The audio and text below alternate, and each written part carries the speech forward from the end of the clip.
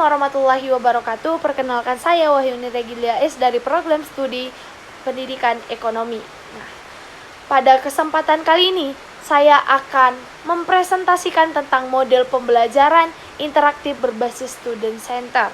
Nah, materi ini saya buat berdasarkan internet, buku, dan juga pemikiran dan pendapat saya sendiri. Nah, baik. Yang pertama itu saya akan menjelaskan apa itu model pembelajaran interaktif dan student center. Nah, model pembelajaran ini adalah cara belajar yang membuat siswa itu lebih aktif, bukan hanya mengandalkan guru, bukan hanya mendengarkan guru saja, tetapi siswa ini berperan untuk bertanya, berdiskusi, dan mencari semua informasi. Guru itu hanyalah sebagai pembimbing ataupun fasilitator, bukan pusat perhatian. Intinya siswa ini adalah tokoh utama, tokoh yang paling banyak berperan di dalam kegiatan belajar. Selanjutnya saya akan menjelaskan bagaimana cara model ini diterapkan. Model ini bisa saja diterapkan dengan beberapa kegiatan, seperti berdiskusi kelompok, yang dimana siswa ini akan mencari jawaban bersama. Yang kedua itu adalah presentasi siswa, yang dimana siswa ini akan menyampaikan hasil kerjanya. Nah, hasil kerjanya di depan teman-temannya seperti itu. Yang ketiga itu adalah problem based learning. Siswa ini diberi masalah untuk dipecahkan dan untuk mencari jalan keluar dan solusinya. Dan project based learning, yang dimana siswa ini bisa membuat project atau sebuah produk seperti itu. Dan ada inquiry learning, siswa mencari informasi sendiri, boleh dari mana saja, yang penting mereka mencari informasi itu sendiri dan menggunakan media interaktif seperti video, kuis, atau simulasi. Nah, semua kegiatan ini membuat belajar itu jadi lebih hidup dan tidak membosankan. Jadi mereka selalu berganti pembelajarannya seperti itu. Nah, selanjutnya kelebihan model pembelajaran ini.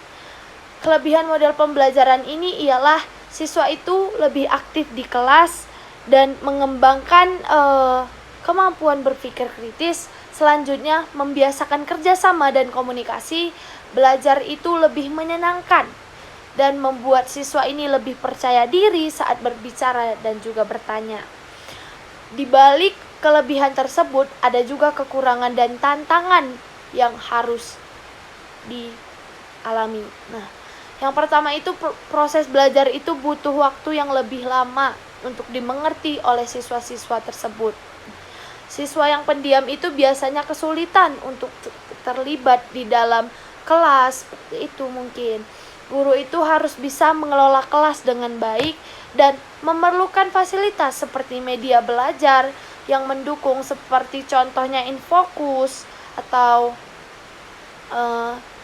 gadget seperti itu. Karena mereka akan mencari informasi, buku juga seperti itu. Nah, penilaian itu cukup rumit karena apa? Karena menilai proses dan hasilnya itu cukup rumit. Gitu. Nah, selanjutnya pembahasan berdasarkan sumber. Saya mendapatkan dari internet itu banyak membahas tentang penggunaan teknologi dan juga interaksi digital, dan saya melihat dari buku lebih membahas tentang langkah-langkah teori pembelajaran, dan menurut saya sendiri model ini sangat bagus kalau siswa itu aktif dan juga guru itu siap dengan metode yang jelas, dan tantangan terbesar ada pada fasilitas yang kurang memadai dan juga perbedaan kemampuan setiap diri siswa tersebut. Dan saya bisa dan kesimpulan umum dari materi yang sudah saya sampaikan ini bisa saya rangkumkan secara umum. Model pembelajaran interaktif student center ini mampu meningkatkan kerjasama, kreativitas, dan juga keaktifan siswa, membuat pembelajaran ini lebih bermakna, sangat sesuai digunakan di era pembelajaran modern. Walaupun ada kekurangannya, model ini tetap sangat efektif bagi siswa untuk diterapkan.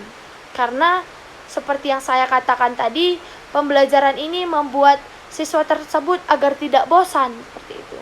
Nah, kesimpulan dari saya, menurut saya pribadi, model ini sangat baik karena membuat pembelajaran itu lebih menyenangkan, membantu siswa itu lebih berani dan juga bertanggung jawab, cocok digunakan di dalam hampir semua mata pelajaran asalkan guru itu dapat mengontrol kelas itu dengan baik, dengan bijak, seperti itu. Baik, demikian presentasi yang dapat saya sampaikan. Terima kasih atas perhatian teman-teman semua. Saya akhiri, wassalamualaikum warahmatullahi wabarakatuh.